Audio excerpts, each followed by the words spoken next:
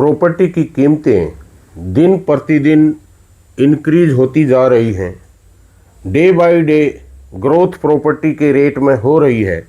तो प्रॉपर्टी खरीद के समय किन किन बातों का विशेष ध्यान रखें, इस वीडियो में आज मैं आपको बताऊंगा कि कौन कौन सी तरह की प्रॉपर्टी हैं, आप कौन सी प्रॉपर्टी खरीद रहे हैं, और अगर प्रॉपर्टी खरीद रहे हैं तो कौन सा डॉक्यूमेंट आप देखेंगे। देखिए, प्रॉपर्टी के जो सबसे पहले नेचर मैं आपको बताता हूँ, किस किस तरह की प्रॉपर्टी मार्केट में जो है आप खरीद सकते हैं। जैसे कि एग्रीकल्चर लैंड है, इंडस्ट्री सेटअप के लिए इंडस्ट्रियल लैंड है, कमर्शियल काम के लिए कमर्शियल लैंड है, और रहने के लिए जो है रेजिडेंस आर जोन है। आज हर शहर में मास्टर प्लान है, तो आप मास्टर प्लान को देखिए। जहाँ पर आप एरिया खरीदना चाहते हैं, जहाँ पर भी आप लैंड परचेज करना चाहते हैं, या कोई फ्लोर या कोई फ्लैट खरीदना चाहते हैं, तो उनमें हर की ज़रूरत कुछ अलग है। एग्रीकल्चर लैंड खरीदते हैं तो क्या ध्यान रखेंगे, कमर्शियल लैंड खरीदते हैं तो क्या ध्यान रखेंगे। तो इस वीडियो में मैं आपको एक एक पॉइंट बताऊंगा। अगर आपको वीडियो अच्छा लगे तो वीडियो को लाइक कर देना। इससे हम नया वीडियो बनाने के लिए हमें प्रेरणा मिलती है, और चैनल को भी सब्सक्राइब कर लेना, ताकि नई नई जानकारियाँ लॉ से संबंधित आपके पास आती रहेंगी। तो दोस्तों, सबसे पहले लेते हैं एग्रीकल्चर लैंड को। एग्रीकल्चर लैंड आप खरीदना चाहते हैं तो आप क्या देखेंगे।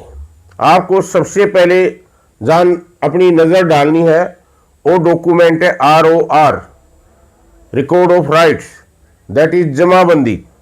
कहीं कहीं फर्द भी बोलते हैं।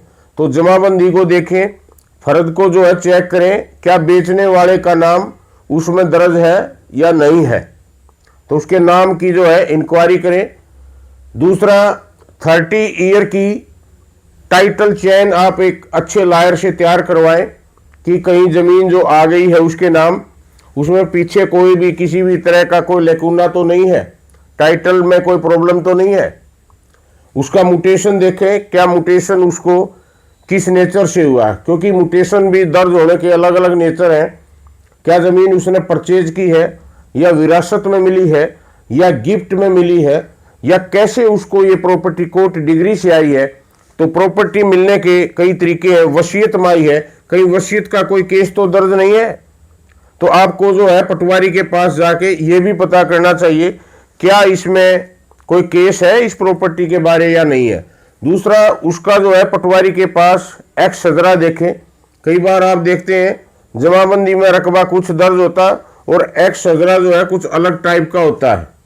दूसरा, अगर रोड के साथ आप एग्रीकल्चर लैंड खरीद रहे हैं तो आप ये भी ध्यान रखें, क्या वहाँ रोड के साथ ग्रीन पट्टी के लिए लैंड तो नहीं छोड़ी गई है।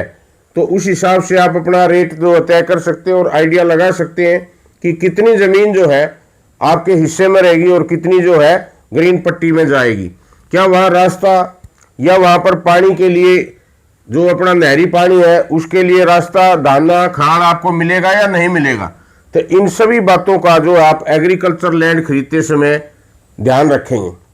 दूसरा, अगर बात करें रेजिडेंशियल की, तो रेजिडेंशियल के लिए अगर आप प्लॉट खरीदना चाहते हैं तो इसके भी बहुत सारे अलग अलग सेटअप है। क्या आप सेक्टर में ज़मीन खरीदना चाहते हैं, या किसी कॉलोनी में ज़मीन खरीदना चाहते हैं, या आजकल जो है दीनदयाल की जो योजनाएं चली हुई हैं, इसमें 5 एकड़ या उससे ज़्यादा के जो प्लॉट जो है बिल्डर के द्वारा बेचे जाते हैं, तो क्या आप वहाँ खरीदना चाहते हैं। तो हर जगह जहाँ भी आप प्रॉपर्टी खरीदना चाहते हैं, सबसे पहले तो ओनरशिप के डॉक्यूमेंट को चेक करवाएं। देखिए, क्योंकि प्रॉपर्टी करोड़ों रुपए की होती है, तो बाद में केस लड़े उससे पहले किसी अच्छे एडवोकेट से सलाह ले लें।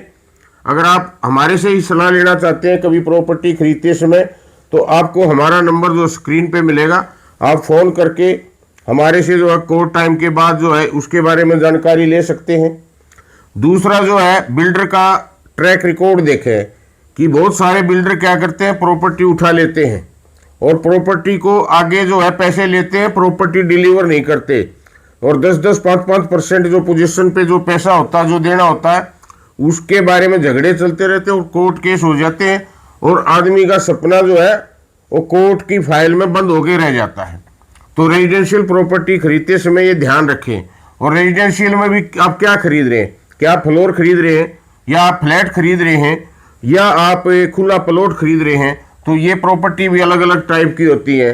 तो इनमें भी आपने अलग अलग चीज़ों का ध्यान रखना है। आप वहाँ पर रोड का भी विशेष ध्यान रखें, क्योंकि रेजिडेंशियल जो प्रॉपर्टी है उसकी कीमत को जो है रोड भी जो है विशेष तौर से कीमत को बढ़ाता है। ईडीसी का भी ध्यान रखें, आईडीसी का भी ध्यान रखें।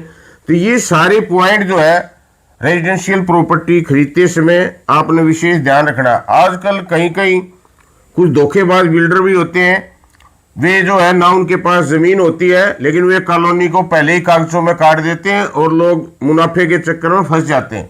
तो पहले आप देखिए क्या उनके पास कुछ तो ज़मीन की जो है रजिस्ट्री है भी या नहीं है, या खाली पेपर वर्क है। तीसरे दिन पढ़ते हैं कि अखबार में घोटाला है, करोड़ों रुपए लोग खा जाते हैं।